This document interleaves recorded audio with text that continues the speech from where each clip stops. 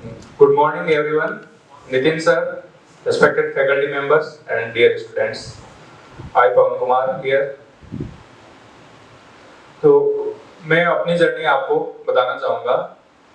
मेरे जो एक पर्सनालिटी है उसपे स्वामी विवेकानंद का बहुत बड़ा इम्पैक्ट रहा है। बचपन से ही मैंने उनकी ऑटोबायोग्राफी पढ़ी है और थोड़ा स्पिरिचुअलिटी की ओर मेरा झुकाव था। तो जब मैं कॉलेज में आया उससे पहले मैंने उनका एक कोटेशन था न्यूज़पेपर में मैंने देखा था। उस न्यूज़पेपर में उस कोटेशन को मैंने अपने पर्स में जो पिक्चर लगाते हैं वहां पे लगा रखा था। वो कोटेशन था, take up one idea, make that idea your life, think of it, dream of it, live on that idea. Let nerve, muscle, blood, every part of your body should be full of that idea. That is the way to success. That is the way great persons are born. तो सफलता का यही मंत्र है। इसी मंत्र को मैंने पूरी शिद्दत से इसको फॉलो किया और आज इसका रिजल्ट आपके सामने है। तो मैं ये कहना चाहूंगा कि जीवन में कोई से भी फील्ड में आपको सक्सेस होना हो, सक्सेस के लिए सबसे इंपॉर्टेंट चीज होती है आपका जुझारूपन, आपका परसिवरेंस और आपका पेशेंस। आईक्यू कई बार जो होता है, आईक्यू ज्यादा होता है तो व्यक्ति कई बार अनस्टेबल हो जाता है, एक चीज पे फोकस नहीं करता। हालांकि वो बहुत टैलेंटेड होते हैं, बहुत अच्छे मार्क्स वाले होते हैं, लेकिन वो क्या उनमें कमी होती है, फोकस की कमी होती है कि थोड़े टाइम इधर किया फिर उनको लगा कि यार यहाँ नहीं बैठ रहा, तो उन्होंने स्विच करके दूसरी जगह तीसरी जगह। नहीं, हमें कभी भी कोई भी प्रिपरेशन करनी हो तो उसके लिए फोकस जरूरी है। और जब तक हम सफल नहीं हो जाते तब तक, जैसे एक जो आपने देखे होंगे ऐसे बहुत सारे एग्जांपल हैं जहां पर कि लोगों ने समाज में चैलेंज किया किसी पर्सन को कि तुमसे ये नहीं हो पाएगा, लेकिन उन्होंने ऐसे काम कर दिए जो हम कल्पना भी नहीं कर सकते। बिहार में जैसे मांझी मूवी बनी है, आपने देखा होगा कि उन्होंने 20 साल तक एक चीज पर फोकस किया और पहाड़ को तोड़ दिया। तो हम सोच लें, अगर आपकी विल पावर स्ट्रॉन्ग है, आपने सोच लिया कि मुझे ये करना ही है, तो फिर दुनिया की कोई भी ताकत आपको नहीं रोक सकती, चाहे पहाड़ हो, पहाड़ भी टूट जाता है। ठीक है, तो इसलिए सब सिविल सर्विसेज क्या है कि ये एग्जाम, इसका नेचर ऐसा है कि ये सिंगल डे एग्जाम नहीं है। ये एग्जाम अगर आप लगातार सक्सेस होते हो तो भी 1 ईयर एग्जाम है। और इंडिया का क्या, वर्ल्ड का ये एक कॉम्पिटिटिव, मोस्ट कॉम्पिटिटिव एग्जाम है, या इसको कह सकते हैं टफेस्ट एग्जाम है। तो इसके लिए आपको खुद के जो कंफर्ट जोन है उससे आपको बाहर निकलना पड़ेगा, आपको पुश करना पड़ेगा। और हमारे जैसे लोग ही, मैं भी आपके जैसे ही था, बहुत ही नॉर्मल सा मेरा बैकग्राउंड है, ठीक है, और उसके बावजूद मैंने जो भी बड़े बड़े लोग थे उनसे मैंने कम्पीट किया और खुद को प्रूव भी किया। तो मेरा जो नॉर्मल बैकग्राउंड है, मेरा जन्म है वो गांव, मेरा नागौर जिले के गांव है सोमना गांव, वहां पे जन्म हुआ। उसके बाद मेरे फादर थे वो मिट्टी के बर्तन बनाते थे गांव में, और गांव में मिट्टी के बर्तन बनाते थे, और वहीं पे मेरी इनिशियल एजुकेशन हुई। फिर पढ़ाई में ठीक था तो लोगों ने, जो टीचर्स है स्कूल वाले, उन्होंने बोला कि ये पढ़ने में बच्चा ठीक है तो आप इसको शहर के किसी स्कूल में भेज दो। तो फिर 10th-12th मैंने वहीं से की, नागौर से की थी। और मेरे फादर है वो भी बाद में वापस नागौर में आ गए और ट्रक ड्राइविंग का काम स्टार्ट किया उन्होंने। तो उन्होंने, मेरे फादर ने लगभग 30 ईयर्स तक दूसरों का ट्रक चलाया। और मुझे हमेशा ये एक लगता, मतलब मैं स्कूल में जैसे किसी के साथ पढ़ता तो मुझे अपने आप एक गर्व महसूस होता कि है ना, मैं किस बैकग्राउंड से आया हूँ और किन लोगों के साथ पढ़ रहा हूँ। जैसे पीएमटी मैंने क्रैक किया था नीट का, और यहाँ जयपुर में मैंने बीडीएस किया है एसएमएस मेडिकल कॉलेज से।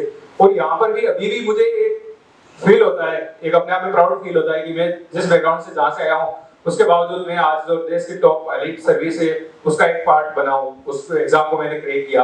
तो आपका हम्बल बैकग्राउंड है वो आपकी स्ट्रेंथ होनी चाहिए। आप कभी ऐसा ना सोचे खुद को कि मैं वीक हूँ या इकोनॉमिकली या फाइनेंशियली, वो कुछ भी नहीं होता। आप सब कुछ यहीं पे करते हैं। मुझे कभी इस चीज का कभी ऐसे नहीं हुआ कि भाई मैं उनसे कम हूँ। आप अपने पढ़ाई करो, बस वो चीज होती है सबसे इंपॉर्टेंट जीवन में कि आपका टारगेट या आपका गोल कितना बड़ा है। मेरे स्कूल में या कॉलेज स्कूल के कोई भी साथी शायद ही नहीं है जिन्होंने कुछ मतलब अदर सोचा, आरएसआईएस की कोई प्रिपरेशन नहीं कर रहा। गांव में तो सोचते भी नहीं है, लेकिन मैंने क्या किया, उसी बैकग्राउंड में वहीं पे रह के एक बड़ा सपना देखा कि लाइफ में कुछ बड़ा करना है। और एक मैंने इंटरव्यू पढ़ा था, इन चीजों का मतलब आपके लिए इंस्पिरेशन लाइफ में होने बहुत जरूरी है कि जब आप लो फील करो, जब आपको लगे कि मेरा टारगेट मेरे से दूर हो रहा है, तो आप अच्छी बुक्स पढ़ो। आपके जो रोल मॉडल है, जो भी महान आदमी बना है उसके पीछे बहुत बड़ा संघर्ष होगा। ऐसे नहीं होता, कोयला होता है, कोयला कोयला जब जमीन के अंदर ताप दाप उस गर्मी को सह के फिर वो हीरा बनता है। तो जो भी आपके सामने सफल है, सफल व्यक्ति, आप उनकी ऑटोबायोग्राफी पढ़ के बहुत कुछ सीख सकते हैं। मैंने डॉक्टर कलाम की ऑटोबायोग्राफी पढ़ी, उसमें मुझे पता चला कि हाँ, इन्होंने भी बहुत बार स्ट्रगल किया है। तो हर आपका जो स्ट्रगल होगा, जितना बड़ा आपका स्ट्रगल होगा उतनी बड़ी आपकी सक्सेस होगी। तो खुद पे विश्वास रखें। यूपीएससी के लिए सबसे इंपॉर्टेंट कुछ क्वालिटीज है। एक तो हो गया कि परसिवरेंस, कि आप कभी हिम्मत नहीं आ रहे, आप जब तक सफल नहीं हो जाए तब तक आप कोशिश करें, अपनी क्षमताओं को बढ़ाएं कि हमने कहा क्या क्या हमें पढ़ना है यूपीएससी के बारे में। मतलब इसको गाइडेंस का सबसे इंपॉर्टेंट रोल है यूपीएससी में, कि अगर आपको सही गाइडेंस मिल गया तो आपके लिए रास्ता है वो यूपीएससी का बहुत छोटा हो सकता है जर्नी। और कई बार क्या होता है कि यूपीएससी में कुछ ऐसे फिक्स नहीं है कि कहां से क्वेश्चन पूछता है। जैसे बाकी एग्जाम में, अदर एग्जाम में अगर नेचर देखें तो नीट का या आईआईटी का, तो वहां पर फिक्स है कि एनसीईआरटी पढ़ लो, यहाँ से पढ़ लो और यहीं से क्वेश्चन आएंगे। तो यूपीएससी के आपको एग्जाम की नेचर को पढ़ते हुए आपको प्रिपरेशन करना है कि भाई कौन कौन से जो रिलायबल सोर्सेज है। मार्केट में बहुत ज्यादा सोर्सेज की मल्टीप्लिसिटी है कि आप, जैसे कई बार मैंने देखा है बड़े बड़े कोचिंग्स होते हैं तो बच्चों को इतना ज्यादा मैटर दे देते हैं कि वो मतलब कई साल तक अगर पढ़े ना, एक लाइब्रेरी जैसे ऊपर देख के आए मैं, तो वैसे लाइब्रेरी बन जाती है। के बारे में हमें कुछ बुक्स पढ़नी है और उन बुक्स को बार बार पढ़ना है। कितना अच्छी तरह से आप पढ़ सकते हो, बुक लिस्ट है, हम इस पर डिस्कस कर सकते हैं कि भाई ये बुक्स होती है, इन बुक्स को आप बार बार पढ़ो। जैसे यूपीएससी के एग्जाम के 3 पार्ट होते हैं, प्रीलिम्स, मेंस और इंटरव्यू। तो प्रीलिम्स में जैसे 7 सेक्शंस हैं। प्रीलिम्स और मेंस के अगर हम मिला के देखें, मेंस में कुछ चीजें अलग है, बाकी लगभग प्रीलिम्स मेंस की एक साथ तैयारी होती है। जैसे history, polity, geography, economy, environment, science, tech और करंट अफेयर्स। ये 7 सेक्शन में मैंने प्रीलिम्स को बांट रखा। तो हिस्ट्री के जैसे सेक्शंस हैं, अलग अलग सेक्शंस हैं, तो उनकी अलग अलग जो, एक तो ओल्ड एनसीईआरटी ले ली और मॉडर्न हिस्ट्री के लिए मैंने स्पेक्ट्रम बुक ले ली। तो लिमिटेड, मैंने अपने रिसोर्सेज को हमेशा लिमिटेड रखा और उन्हीं को ही बार बार पढ़ा। पॉलिटिकल साइंस के लिए जैसे पॉलिटिकल साइंस के एम लक्ष्मीकांत की स्टैंडर्ड बुक चलती है। ज्योग्राफी के लिए 11th 12th की एनसीईआरटी होती है, आप लोग पढ़ी होगी, आप ग्रेजुएशन में होगी। तो फिर इकोनॉमिक्स है, तो इकोनॉमिक्स के लिए जो करंट अफेयर्स के टॉपिक ज्यादा आते हैं, तो उसमें बजट और इकोनॉमिक सर्वे होता है, उसको आपको एक बार जरूर पढ़ना चाहिए। Science tech, environment, ecology. Science tech के लिए जैसे करंट अफेयर्स की जो करंट अफेयर्स साइंस में जो भी लेटेस्ट डेवलपमेंट चलता है, जैसे इंडियन गवर्नमेंट है कौन से मिशन भेज रही है टेक्नोलॉजी, स्पेस टेक्नोलॉजी के या बायोटेक्नोलॉजी को, कौन सी टेक्निक्स आई है, तो नई नई टेक्निक्स, नई नई डेवलपमेंट, ये सारी चीजें आप इनको पढ़ो। एक साइंस के लिए बुक आती है रवि अग्रवाल की, तो आप उसको पढ़ सकते हो। एनवायरनमेंट इकोलॉजी का भी यूपीएससी में एक बड़ा रोल है। जब से यूपीएससी का एग्जाम आईएफएस के साथ होने लगा है, पहले क्या इंडियन फॉरेस्ट सर्विस का एग्जाम अलग होता था प्रीलिम्स का, लेकिन अभी प्रीलिम्स का एग्जाम आईएफएस का और यूपीएससी का सेम होता है। तो इसके लिए क्या है, इस कारण एनवायरनमेंट इकोलॉजी और साइंस टेक इसका प्रोपोर्शन है वो बढ़ गया, क्वेश्चंस काफी ज्यादा आते हैं। तो आपको एनवायरनमेंट इकोलॉजी को अच्छे से करना चाहिए, जो 12 की एनसीईआरटी है। उसके अलावा शंकर आईएएस जो एक बुक आती है उनकी, तो वो कर सकते हो।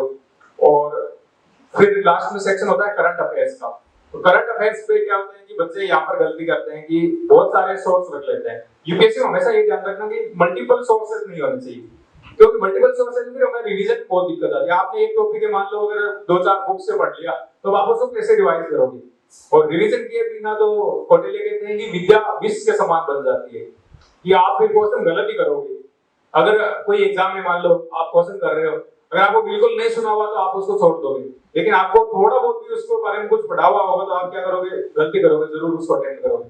तो इसलिए सिंगल सोर्स रहता है जब हमारा, तो रिवीजन में बहुत इजी रहता है। और रिवीजन सबसे इंपॉर्टेंट चीज होती है किसी भी एग्जाम में, चाहे यूपीएससी का हो चाहे ये हो। तो ये आप, जैसे मैंने बताया कि ये बुक लिस्ट है इन सब्जेक्ट की। इसके बाद आता है कि कैसे पढ़े, क्योंकि पढ़ते तो सभी है, मतलब जो भी सीरियस तैयारी करते हैं, लेकिन सिलेक्ट तो कुछ लोग होते हैं। तो हमारी पढ़ने की टेक्निक क्या हो, क्या गलती करते हैं जो लोग पढ़ने के लिए, जो पढ़ाई भी करते हैं। कई बार ऐसे होता है कि 13-14 घंटे तक कोई बच्चा है पढ़ रहा है, मैंने भी ऐसे बच्चे देखे हैं, लेकिन उनका प्रीलिम्स क्लियर नहीं हुआ। इसका मतलब उन्होंने कुछ ना कुछ गड़बड़ की है, उनकी पढ़ाई की जो टेक्निक है उसमें कोई ना कोई गलती है। तो पढ़ने के लिए सबसे पहले तो ये करो कि उस एग्जाम के प्रीवियस क्वेश्चन पेपर जरूर देखो कि यूपीएससी किस टाइप के क्वेश्चन पूछती है, ये एक इंपॉर्टेंट पार्ट है। जैसे एक एग्जांपल मैं देता हूँ, एम लक्ष्मीकांत की बुक है, तो पॉलिटी के लिए लगभग सब लोग पढ़ते हैं, और सारे एग्जाम में यही बुक पढ़ते हैं, जैसे आईएएस के लिए भी पढ़ते हैं, आरएस के लिए मैंने ये बुक पढ़ी, ठीक है, और भी कोई अदर एग्जाम होता है जैसे रीट वगैरह का जो भी, तो उनमें भी पॉलिटी में शायद ये बुक पढ़ते हैं। लेकिन क्या होता है कि उनके पढ़ने की अप्रोच चेंज होती है। आईएएस के लिए मैं पढ़ रहा हूँ तो इसमें मैं फैक्ट नहीं देखूंगा ज्यादा, कौन सा आर्टिकल है, किस आर्टिकल में क्या बात कही गई है, इसमें ज्यादा फोकस नहीं रहेगा, बट मेरा फोकस इसमें रहेगा चीजों की ब्रॉडर अंडरस्टैंडिंग में कि अच्छा फंडामेंटल राइट्स मौलिक अधिकार है तो ये क्या होते हैं, क्या क्या है, इसके बारे में कोई नए डेवलपमेंट क्या है, सुप्रीम कोर्ट में क्या कोई केस चल रहा है, राइट टू प्राइवेसी नया इंक्लूड किया है। तो ये सारी चीजें जो कंसेप्चुअल पार्ट होता है, अंडरस्टैंडिंग वाला पार्ट होता है, या करंट डिस्कोर्स क्या चल रहा है किसी संविधान के बारे में, तो उन चीजों पे हम फोकस करेंगे। जबकि आरएस या अदर एग्जाम में हम क्या करेंगे, कौन से आर्टिकल में क्या बात कही गई है, तो उस चीज पे फोकस करेंगे कि भाई हाँ इस आर्टिकल में ये बात कही गई है। तो बुक एक ही है लेकिन हमारी पढ़ने की अप्रोच चेंज हो गई कि हम वहां पर कंसेप्चुअल पार्ट पे फोकस कर रहे हैं, हम आर्टिकल नहीं रट रहे हैं, जबकि जो अदर एग्जाम्स में क्या उन आर्टिकल्स को या फैक्चुअल इंफॉर्मेशन पे ज्यादा फोकस कर रहे हैं। तो यूपीएससी की ये अप्रोच होनी चाहिए कि प्रीवियस ईयर क्वेश्चन पेपर करो, इससे क्या आपको बहुत फायदा मिलता है। मैं जब भी बच्चों को कहता हूँ, मैंने जब प्रिपरेशन स्टार्ट की तब जो कुछ सिलेक्टेड जो कैंडिडेट्स थे उनसे मिला था, तो उन्होंने मेरे को यही बात बताई थी कि प्रीवियस ईयर के क्वेश्चन पेपर हमेशा हर एग्जाम के अपने पास रखते हैं। एक तो हमें पता चल जाता है कि किस टाइप के क्वेश्चन पूछे जाते हैं, फिर हम बुक से पढ़ते हैं तो उसी हिसाब से पढ़ते हैं कि इससे क्या क्वेश्चन बन सकता है। हमें जैसे बुक है तो बुक को ऐसे नहीं कि पैसिवली हम पढ़ेंगे डिफॉल्ट मोड में कि शुरुआत से लेके लास्ट तक पढ़ लिया, अब इसमें पता नहीं कि क्या क्वेश्चन आना है, क्या क्वेश्चन नहीं आना है, क्या समझा, ऐसे नहीं। हमेशा इसी हिसाब से पढ़ो कि हर बुक को कि इससे क्या क्वेश्चन बन सकता है इस टॉपिक से।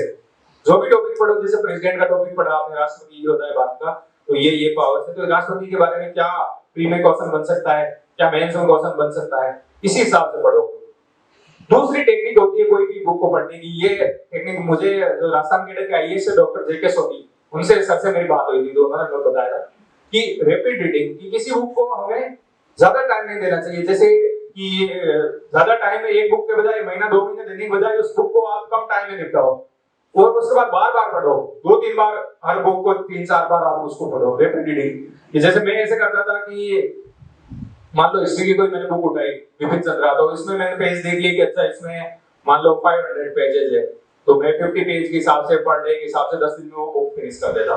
फिर नेक्स्ट टाइम में पढ़ता तो और कम टाइम लगता, उससे नेक्स्ट टाइम में और कम टाइम लगता। तो फर्स्ट सीटिंग क्या एक ओवरव्यू पता चल जाता, फिर धीरे धीरे उस बुक में डिटेल हो जाता। तो ये चीज आप ध्यान रखना, जब हम किसी बुक को या किसी टॉपिक को लंबे टाइम तक पढ़ते हैं तो एक बोरियत आ जाती है, उसमें नींद आने लग जाती है कि यार ये तो पढ़ाई हो नहीं रही।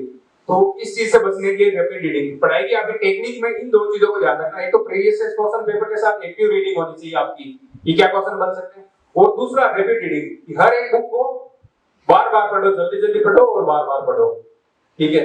इसके बाद आता है मेंस।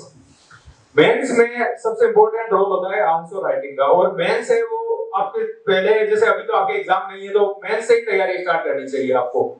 और मेंस की तैयारी के लिए आपको क्या करना चाहिए, राइटिंग प्रैक्टिस। जैसे सर यहाँ पर करवाएंगे आपको राइटिंग प्रैक्टिस आगे, जैसे जैसे आप आगे बढ़ेगी क्लास। सबसे इंपॉर्टेंट रोल होता है कि हमारा लिमिटेड नॉलेज है लेकिन हम उसको कैसे एक्सप्रेस कर पाए, वो इंपॉर्टेंट चीज होती है। बहुत सारे लोग ऐसे होते हैं जिनका नॉलेज बहुत कम होता है लेकिन वो लिख बहुत अच्छा देते हैं किसी भी टॉपिक के बारे में। आपको नॉलेज है, उससे इंटरव्यूअर को क्या, जो एग्जामिनर को क्या फर्क पड़ता है, आपने क्या लिखा है उस कॉपी में, वो चीज काम आती है कि आपने आपके थॉट्स से वो कितने सुलझे हुए हैं। कोई भी क्वेश्चन यूपीएससी ने पूछा तो हमारे थॉट्स कितने क्लियर है, किस फॉर्मेट, वो हमारे आंसर राइटिंग से उनको पता चल जाता है। तो आंसर राइटिंग करेंगे आप पॉइंट फॉर्मेट में और टू द पॉइंट आंसर होना चाहिए। यूपीएससी में क्या होता है कि आंसर राइटिंग की स्पीड भी बहुत जरूरी होती है। स्पीड आप मतलब 3 घंटे होते हैं और लगभग 4000 वर्ड्स होते हैं, 4000 से भी ज्यादा वर्ड्स होते हैं। तो उन 4000 वर्ड्स आप 3 घंटे में कैसे लिखोगे जब आपकी स्पीड होगी बहुत ज्यादा। यूपीएससी का 5 दिन तक एग्जाम चलता है और हमारे मतलब हाथ लिटरली हाथ में पेन होता है, पेन किलर या फिर वो ऐसे इसमें रखना होता है कि हम उस टाइम एग्जाम में लिख पाए, हमारे हाथ में दर्द ना हो, कोहनी में दर्द ना। तो ये चीज कब, इस चीज की आपको प्रैक्टिस करनी पड़ेगी कि आप लिमिटेड टाइम में टेस्ट दो। टेस्ट जितने ज्यादा टेस्ट दोगे उतने ज्यादा आपकी जो थॉट्स है वो क्लियर होगी, राइटिंग आंसर राइटिंग स्किल्स है उनमें इंप्रूवमेंट होगा। एक ही मतलब मेंस है, सबसे इंपॉर्टेंट एस्पेक्ट होता है मेंस का कि कितना अच्छा आपका आंसर है। क्या क्या चीजें, और मेंस और इंटरव्यू इन दोनों से ही कट ऑफ बनती है। प्रीलिम्स तो केवल क्वालिफाइंग होता है, मेंस होता है 1750 मार्क्स का और इंटरव्यू होता है 275 का। तो लगभग 2025 मार्क्स का टोटल एग्जाम होता है, और इसमें से जैसे इस बार 900 से कुछ ऊपर नहीं थी कट ऑफ, तो 1000 आ जाते हैं तो आप टॉप रैंक में आ जाते हो।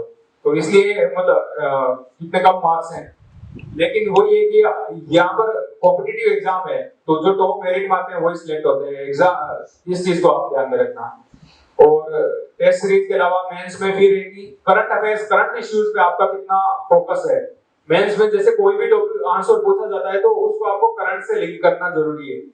करंट केस जो सारे टॉपिक्स ऐसे होते हैं जो आपको करंट से रिलेटेड भी पूछ सकते हैं। जैसे पिछले बार जो एक ग्लासगो सम्मेलन हुआ था क्लाइमेट चेंज पे, तो उसको एजीपीजी पूछती है कि इंडिया ने क्या कमिटमेंट्स किए हैं। ग्लासगो सम्मेलन है जो आपने सुना होगा, ब्रिटेन में ग्लासगो जगह है, वहां पर क्लाइमेट चेंज के बारे में कुछ इंडिया ने कहा था कि हम जो 500 गीगावाट सोलर रिन्यूएबल एनर्जी बनाएंगे, ऐसे कुछ कमिटमेंट्स थे। तो करंट अफेयर्स को भी मतलब मेंस में भी आपको इंपॉर्टेंट रोल है करंट अफेयर्स का, इसको कंटिन्यू पढ़ना है।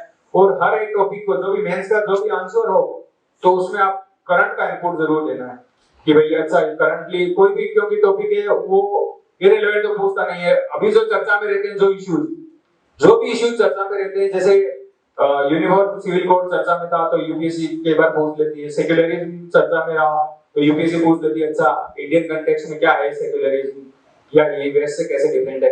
तो जो करंट के जो इश्यूज है जो न्यूज़पेपर में रहते हैं उन चीजों को, उनके बारे में आपकी अवेयरनेस अच्छी होनी चाहिए। तो एक न्यूज़पेपर जरूर पढ़ना, एक न्यूज़पेपर और एक मैगजीन, ये आपका डेली पढ़ना। मतलब एक न्यूज़पेपर रीडिंग तो एक अच्छा माना जाता है कि ये मतलब एक अपडेटेड आदमी है और ये पर्सन अपडेटेड है और ये कंटिन्यूअस अपना आपको एक्सप्लोर करता है। ब्यूरोक्रेसी में क्या दिक्कत आती है कि जो ब्यूरोक्रेसी जैसे आलोचना होती है जो लोक सेवकों सिविल सेवकों की, वो अपने आप को अपडेट नहीं करते, उनका नॉलेज पुराना होता है। और जो टेक्नोक्रेट्स होते हैं वो क्या होते हैं, एक्सपर्ट्स होते हैं।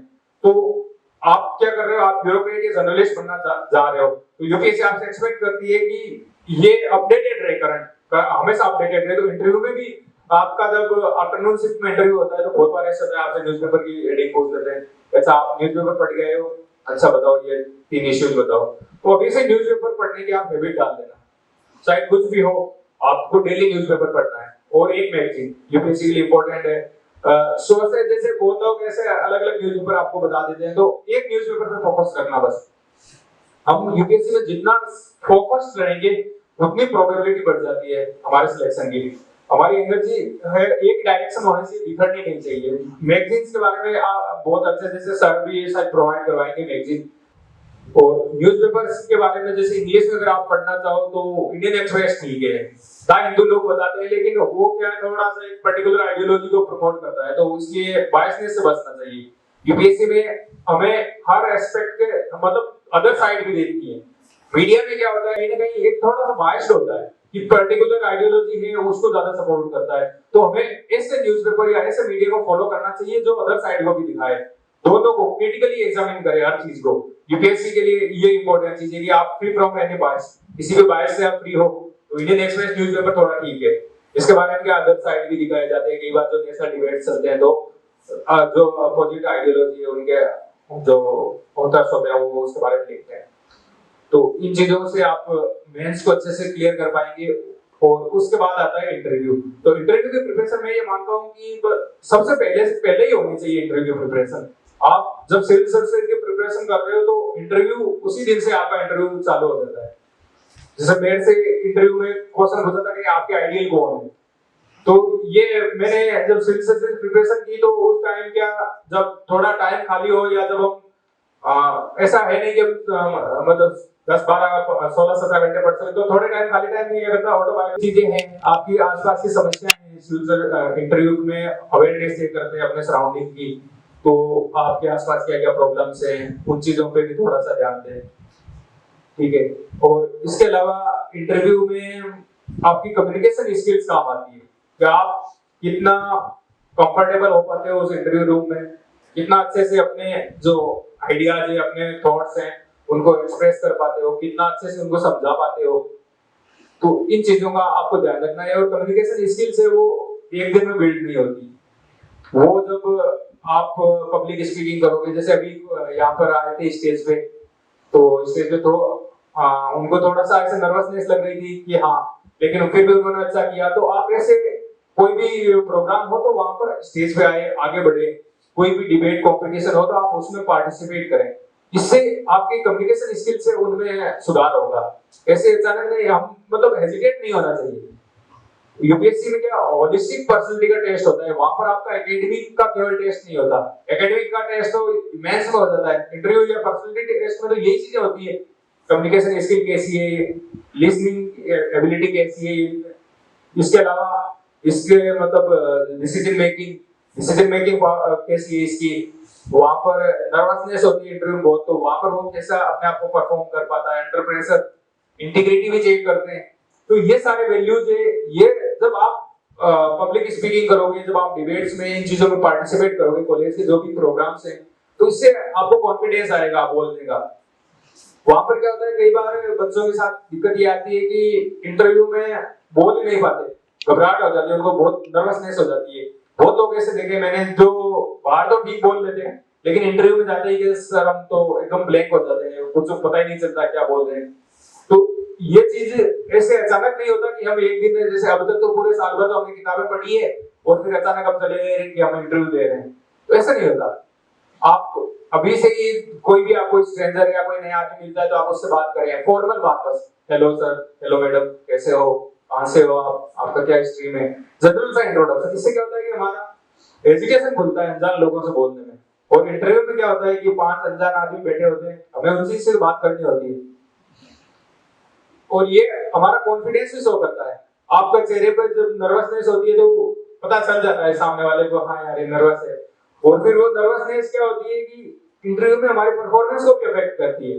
हम ज्यादा सोच नहीं पाते कि मतलब क्या है, कोई कई बार कुछ क्वेश्चंस ऐसे हो जाते हैं जो इंस्टेंट क्वेश्चन हो जाते हैं। जैसे मेरे से पूछा था कि कौन सी ऐसी मिनरल है जो इंडिया के लिए बहुत जरूरी है फ्यूचर के लिए, तो फिर मैं थोड़ा सोचा, फिर मैंने बताया लिथियम, क्योंकि आजकल जो भी इलेक्ट्रिक व्हीकल्स आ रहे हैं वो सारे लिथियम आयन बेस्ड ये बैटरीज, ये सारी बैटरी जो लिथियम आयन, तो अगर हमारा लिथियम आयन, अगर हम उस पे सॉल्वेंटी हासिल कर लेते हैं, लिथियम आयन जो लिथियम मिनरल है उसको हम अबंडेंस से प्रचुर मात्रा में प्राप्त कर लेते हैं, तो फिर इलेक्ट्रिक व्हीकल्स है वो सस्ते हो जाएंगे, जो डीजल वाली व्हीकल है उनकी जरूरत ही नहीं पड़ेगी हमें, हमारे सारे इलेक्ट्रिक व्हीकल हो जाएंगे। तो हमें आज जो सऊदी अरबिया, जो वेस्टर्न गल्फ कंट्रीज है, कई बार थोड़ा बहुत वो धमका देते हैं कि भाई ऑयल ऑयल ऑयल ऑयल हम आपको नहीं देंगे या आपने ऐसा कह दिया, तो हमें फिर उन पे डिपेंडेंस है वो खत्म हो जाएगी, हमारी एनर्जी सिक्योरिटी हो जाएगी कि भाई हमें फिर कोई इस बात पे ब्लैकमेल नहीं कर सकता कि आपकी एनर्जी रोक देंगे। जैसे अभी रशिया कर रहा है यूरोप को, आप पढ़ रहे होंगे, रशिया यूक्रेन वॉर चल रहा है, तो यूक्रेन, रशिया ने क्या किया, यूक्रेन की जो भी गैस सप्लाई थी वो काट दी, तो वहां पर बिना गैस के कैसे वो चलेगा।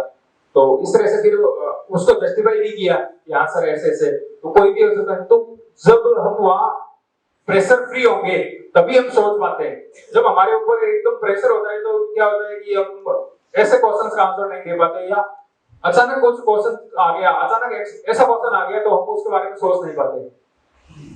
तो इसलिए एक ये चीज प्रैक्टिस है, इंटरव्यू की प्रिपरेशन में कहता हूं कम्युनिकेशन स्किल्स है वो एक दिन में नहीं सुधरती, उसके लिए आपको एक बड़ी लंबी तैयारी करनी पड़ती है। जैसे जब भी आप मिलो, जब भी आप अनजान लोगों से, बिल्कुल आपको घबराहट नहीं होनी चाहिए, आप उनसे फॉर्मल बातचीत करो, ये चीज आपके कॉन्फिडेंस को शो करती है।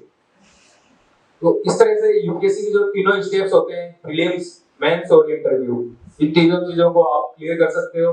और कुछ जनरल प्रॉब्लम्स आती है इंटरव्यू बच्चों के साथ, कि एक तो आप इस एग्जाम के नेचर को समझें और ओवर एम्बिशियस ना हो, कि बच्चे जो नए बच्चे होते हैं तो वो क्या करते हैं, या तो बिल्कुल नर्वस होकर तैयारी छोड़ देते हैं, या ओवर एम्बिशियस हो जाते हैं कि मुझे तो फर्स्ट अटेम्प्ट में निकालना है। आप केवल और केवल मेहनत कर सकते हो, ऑनेस्टली डेडिकेटेड होकर आप मेहनत करो, रिजल्ट आपके हाथ में नहीं रहेगा। हमेशा ये लाइफ में ध्यान रखना किसी भी चीज का, कि रिजल्ट आपके हाथ में नहीं रहता, आप डेडिकेट होकर अपना काम करो। गीता में भगवान श्री कृष्ण कहते हैं कि कर्मण्यवाधिकारस्ते मा फलेषु कदाचन मां कर्म फल हेतुर्भु मां ते संगोत्सव कर्मणि। अर्जुन को कहते हैं कि केवल और केवल कर्म पर तुम्हारा अधिकार है, फल पर नहीं। ठीक है, कर्म फल की इच्छा तुम त्याग दो। तो ये गीता को इसलिए श्रेष्ठ बुक कहा जाता है कि महात्मा गांधी कहते हैं कि जब भी मैं परेशान होता तो मैं गीता को पढ़ता और गीता मुझे गाइड करती। जो दुनिया के जो भी बड़े बड़े लोग हैं उन सबको यही बुक गाइड करती है। तो थोड़ा स्पिरिचुअलिटी की ओर गीता और इन चीजों को आप पढ़ना तो आपके जो स्ट्रेस है वो चीजें दूर हो जाएगी। मैं भी हमेशा सोचता, मेरे सामने ऐसे डर रहता, मैं सोचता यार हिंदी मीडियम में 10-12 तो बच्चे सिलेक्ट होते हैं भाई, लेकिन उसके बावजूद मैं यही सोचता कि जब तक एक भी सिलेक्ट होता है तब तक वो एक मैं ही हो सकता हूँ। और दूसरा ये है कि मैं कभी ये सोचता ही नहीं कि रिजल्ट मेरे हाथ में है क्या भाई, मैं तो पूरी मेरे दिमाग में कभी नहीं आता कि सिलेक्शन होगा नहीं होगा, क्या है क्या नहीं है।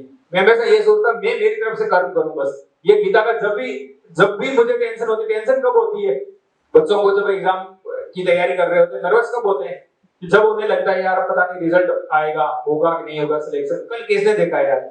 आज आपके पास आज है, आज आप उसको बेटर कितना कर सकते हो, कितनी अच्छी से मेहनत कर सकते हो, कल का थोड़ी पता चलता है भाई। कल का ही हमें पता नहीं है कि कल क्या होगा, तो फिर हम कल की क्यों टेंशन करें, रिजल्ट की क्यों टेंशन करें। रिजल्ट तो 1 साल बाद आता है, 4 महीने बाद आता है। आज आप क्या कर सकते हो, आज आपका टारगेट है जो आप उसके अचीवमेंट के लिए आपने क्या किया। तो बड़ा टारगेट होता है तो मैं ऐसे करता था खुद को सेल्फ मोटिवेटेड रखने के लिए कि छोटे छोटे पार्ट्स में बांट देता था। जैसे एक बुक पढ़नी है मेरे को, मैंने सोच लिया कि 10 दिन में इस बुक को मेरे को कंप्लीट करना है, तो मेरे पास डेली टारगेट रहता था कि भाई डेली मेरे को इतने पेज पढ़ने हैं, 50 पेज पढ़ने हैं या 60-70। तो डेली वो टारगेट अचीव करते ही मुझे मतलब कॉन्फिडेंस फील होता कि यार मेरा आज का टारगेट कंप्लीट हो गया, अब मैं फ्री हूं। तो ऐसे जब लंबा एग्जाम होता है तो खुद को मोटिवेटेड रखने के लिए आपको डेली का टारगेट रखना चाहिए। डेली टास्क जैसे यहाँ पर भी सर बताएंगे, आपको डेली टास्क देंगे और भी आप अपनी तरफ से भी एक डेली टारगेट। आज भी मैं अपने लिए डेली टारगेट रखता हूँ कि आज मेरे को क्या क्या काम करने हैं। ठीक है, शाम को फिर चेक कर लेते हैं, मिला लेते हैं, हाँ आज ये काम हो गए बस। तो हमेशा जीवन में यही ध्यान रखना, इस चीज से क्या है कि आपका जो एमलेस लाइफ नहीं होगी, आपके साथ आप हमेशा एक एम की तरफ जाओगे, तो गलत रास्तों से या भटकाव से आप लोग बचोगे। नहीं तो क्या होता है कि अभी जैसे आपका सौभाग्य कि आप अभी से कॉलेज से ही सिविल सर्विसेज या आप कैरियर के लिए ओरिएंट हो गए, आपको पता चल गया। जबकि हमारे टाइम में इतना हम सौभाग्यशाली नहीं थे, कॉलेज के बाद हमने सोचा कि हाँ यार अब सिविल सर्विसेज की तैयारी करते हैं। तो कितना टाइम जब आप हमारे से 4-5 साल एडवांस हो कि भाई अभी से ही आपने ये सोच लिया कॉलेज के साथ ही, और सोचना अलग होता है, आपने उसको मूर्त रूप बनाने के लिए आप प्रयास कर रहे हो। लोग सोचने में बहुत टाइम लगा देते हैं।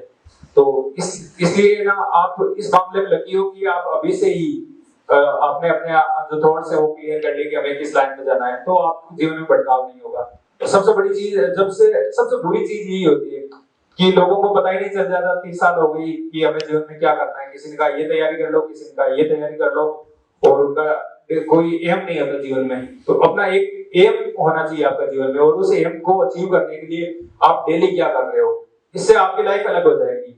बिल्कुल जो ऑर्डिनरी लोग हैं और एक्स्ट्रा ऑर्डिनरी लोग, इतना सा ही फर्क होता है कि उनकी लाइफ का उनके पास पूरा हिसाब होता है कि मेरा डेली का क्या एम है, जीवन का क्या एम है, उसको मैं कितना अचीव कर पा रहा हूँ। आपका सेल्फ इवैल्यूएशन भी होता रहेगा। ठीक है, और इसके अलावा हम जैसे आपका अगर कोई क्वेश्चंस हो तो आप मेरे से क्वेश्चन भी पूछ सकते हैं। Good morning sir. मैं ये पूछना चाहता हूँ, सर आपने बताया कि हमारा ये एम होना चाहिए डेली बेसिस पे। सर उस कंडीशन में हम जैसे 2 स्टूडेंट्स एक साथ तैयारी कर रहे हैं और दूसरे कंपैरिजन में हम आज तैयारी नहीं कर पाए और उस डेली शेड्यूल को फॉलो नहीं कर पाए, तो सर हम उस स्ट्रेस को कैसे बचेंगे? शाम को मतलब हमने देखा कि यार हमने दूसरी चीज में डाइवर्ट हो गए आज तो। हाँ, और डाइवर्जन के अलावा भी मतलब आपकी और भी कई फैक्टर्स होते हैं। हाँ, तो उस चीज से हमें कैसे बचना चाहिए? कुछ चीजें ऐसे होती है, जैसे दो तरह के होते हैं। एक तो आपकी चीज हाथ में है, दूसरी की आपकी चीज हाथ में नहीं है। जो चीज आपके हाथ में है और वो डाइवर्ट करती है तो वो चीज गलत है। कुछ ऐसी सिचुएशंस ही हो जाती है, फैमिली सिचुएशन हो गई, कुछ भी हो गया कि आप उस टारगेट को अचीव नहीं कर पाए, तो उसके बारे में आपको सोचना नहीं। बहुत बार तो कोविड आ गया तो आप क्या करते हैं, ऐसी कुछ चीजें ऐसी हो सकती है जो हमारे हाथ में नहीं है। तो उन चीजों के बारे में हमें सोचना नहीं है। और मैं तो ऐसे करता था, जैसे 10 डेज का मैंने बना लिया, फिर मैं वन डे एक्स्ट्रा लेता था। मैं सोचा यार हमेशा हो सकता है अच्छी पढ़ाई ना हो, कभी अच्छी पढ़ाई हो कभी नहीं हो, तो एक या 2 दिन आप एक्स्ट्रा ले लो कि भाई 10 डेज का ही टारगेट है, तो 1 डे या 2 डे हमने इसको वो रिजर्व में रख लिया ताकि कुछ कंटीजेंसी हो। और दूसरा ये कि हमें दूसरों से कंपैरिजन नहीं करना, दूसरों से बिल्कुल। आपका हर कॉम्पिटिटिव एग्जाम में आपका खुद से कंपटीशन होता है। आप वो काम करना कि जिस भी एग्जाम की तैयारी कर रहे हो उस एग्जाम के प्रीवियस ईयर से क्वेश्चन पेपर देखो और उनको निकालो। उससे क्या है कि आपका थोड़ा कॉन्फिडेंस बूस्ट अप होगा, आपकी तैयारी सही डायरेक्शन में है या नहीं। टेस्ट है जो कोचिंग के टेस्ट हो गए, उनसे भी कोई ज्यादा फर्क नहीं पड़ता। एग्जाम में आप कितना परफॉर्म कर पाते हो। बहुत बार ऐसा होता है जहां पे दिल्ली में जिसमें गया था, तो कोचिंग में बच्चे टॉप करते थे लेकिन उनका प्रीलिम्स ही नहीं हुआ क्लियर। तो इन चीज दूसरों से कंपेयर नहीं करना। एक तो सबसे इंपॉर्टेंट चीज ये है, खुद से खुद का कंपेयर करना है और जो डेली टास्क है उसको ध्यान रखना है। और वहां पर भी खुद की तरफ से, आपकी तरफ से कोई डिस्टरबेंस नहीं होना चाहिए। जैसे फ्रेंड्स ने कहा चल आजा घूमने चलते हैं या ये, तो आप उसको कहोगे मेरा जब ये डेली का टारगेट है, मैंने ये बना रखा है, ये खत्म होगा उसके बाद ही मैं कोई काम करूंगा अगर काम पढ़ाई के अलावा। ठीक है, तो इसी से आप खुद बच सकते हो। कुछ योगा मेडिटेशन की थोड़ी सी हेल्प लो। स्टूडेंट्स में क्या होता है कि माइंड को कैसे कंट्रोल करें। हमारा माइंड होता है वो हमारा सबसे बड़ा दोस्त भी होता है, हमारा सबसे बड़ा दुश्मन भी होता है।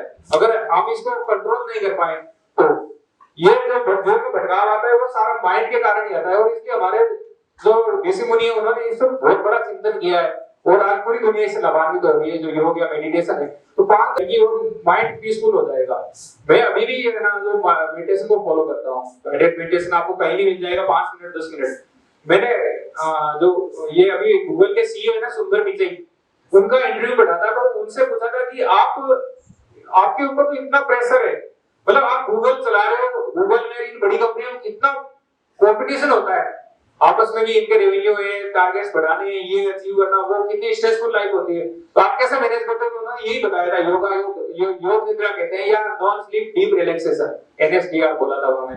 जो क्या है कि अंग्रेजों ने जो हमारा योगिक निद्रा होती है, ये योग होता है, उसको ही नया नाम दे दिया है। तो इसलिए इस चीज से आप बहुत हेल्प मिलेगी। ये एक इन्वेस्टमेंट रहेगा और जीवन पर आपका साथ देगा। जब भी आप परेशान होगे तो योग निद्रा जो मेडिटेशन है वो जीवन में हर पल आपके लिए काम आएगा। Thank you sir. Hello, good morning sir, Manish Sharma है। यस सर, मेरा डाउट ये है कि जैसे मेरा क्या है, अभी मैं पोस्ट ग्रेजुएट स्टूडेंट हूँ। यूजुअली सर मैं जैसे कोई मैं एग्जाम दे चुका हूँ राजस्थान के, जैसे पटवारी वीडियो वगैरह। तो जैसे मैं एग्जाम देने जाता हूँ उससे 1 डे पहले जो मेरी प्रिपरेशन है उस दिन मेरे को क्या है सर, जैसे एक स्लीपनेस जो होती है सर, टाइम पे ले नहीं पाता हूँ। हाँ, तो मॉर्निंग में क्या होता है सर, वो सिर दर्द वगैरह जो नॉर्मली यूजुअली होता है, तो उस वजह से मेरा पेपर है वो मैशअप हो ही जाता है। और उसी की वजह से इस चीज को सर, ये ओवर एक्साइटमेंट है, इस चीज को टैग अप कैसे किया जाए। देखो यार, ये बहुत लोगों के साथ ये प्रॉब्लम होती है। मैंने बहुत सारे एग्जांपल देखे कि एग्जाम से पहले नींद नहीं आई और फिर अगले दिन एग्जाम है, तो फिर जरूर मेरे साथ भी, मैंने भी जो यूपीएससी एग्जाम होता है सारे दिन लिखना होता है, तो कुछ चीजें कर सकते हो। या तो आप फिर डॉक्टर से मिलके और कि भाई मेरे को एक वो दे दो टेबलेट का, कि उससे अगर नींद आ जाए 2-3 दिन पहले आप इसको प्रैक्टिस कर सकते हो।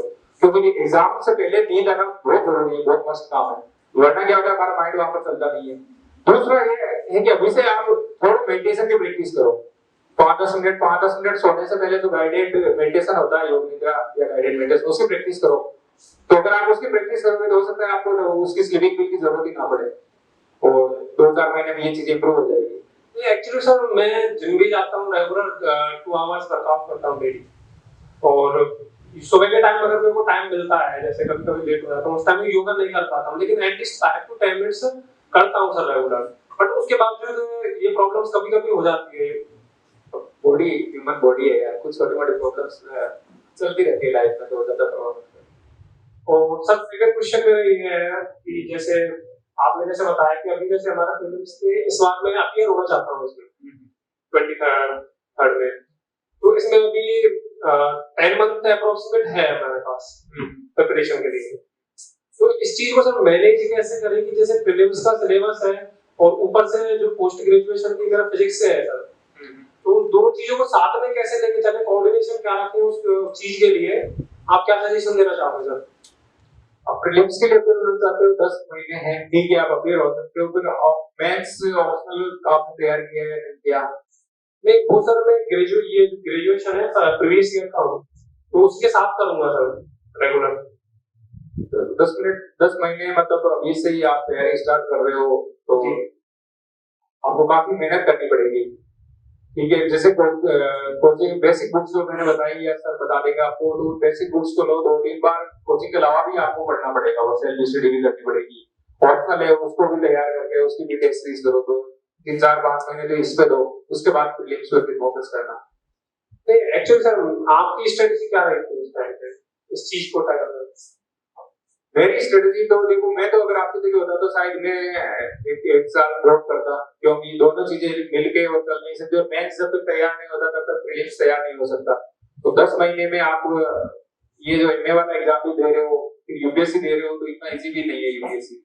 नहीं एक्चुअली सर मैं पिछले फास्ट ईयर से कर रहा हूँ सर यूपीएससी। अच्छा, ठीक है, फिर तो अभी से एक बार ऐसा कर लो कि अभी ऑप्शनल सब्जेक्ट अच्छे से अपना तैयार कर लो, ऑप्शनल सब्जेक्ट को तैयार कर लो, और मेंस के जो टॉपिक्स है उनको तैयार कर लो, 4-5 महीने उसको दे दो, और फिर 3-4 महीने जो है आप प्रीलिम्स को दे देना। पर सारी चीजें साथ लेके चलनी होगी एक इस टाइम। न्यूज़पेपर पढ़ते रहो, और बाकी अभी तो एक्सक्लूसिव मेंस पे फोकस कर रहे हो। Thank you sir.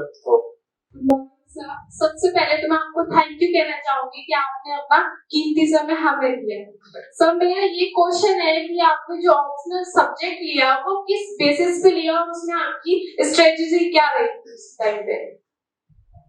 मेरा ऑप्शनल सब्जेक्ट संस्कृत लिटरेचर था, तो ऑप्शनल सब्जेक्ट यूपीएससी इसी हिसाब से लेते हैं कि रिलायबल ऑप्शनल सब्जेक्ट हो, उसमें मार्क्स अच्छे आए। लेकिन संस्कृत में मैंने बहुत मेहनत की, और संस्कृत थोड़ी सी दिक्कत आती है कि अच्छा गाइडेंस अवेलेबल नहीं हो पाता। तो मैं आप लोगों को सजेस्ट करूंगा कि यूपीएससी का थोड़ा सा पैटर्न देखो, जैसे कुछ ऑप्शनल सब्जेक्ट है उनमें कई सालों से नंबर नहीं आ रहे, ज्योग्राफी है, तो ऐसे ऑप्शनल लोग जो रिलायबल हो, जैसे लिटरेचर ठीक है, मैटर भी अवेलेबल हो जाता है, फ्री ऑफ कॉस्ट भी हो जाता है, और जो है हिस्ट्री है वो ठीक है थोड़ा, तो ऐसे कुछ आप ऑप्शनल सब्जेक्ट ले सकते हो। Thank you sir. Thank you very much.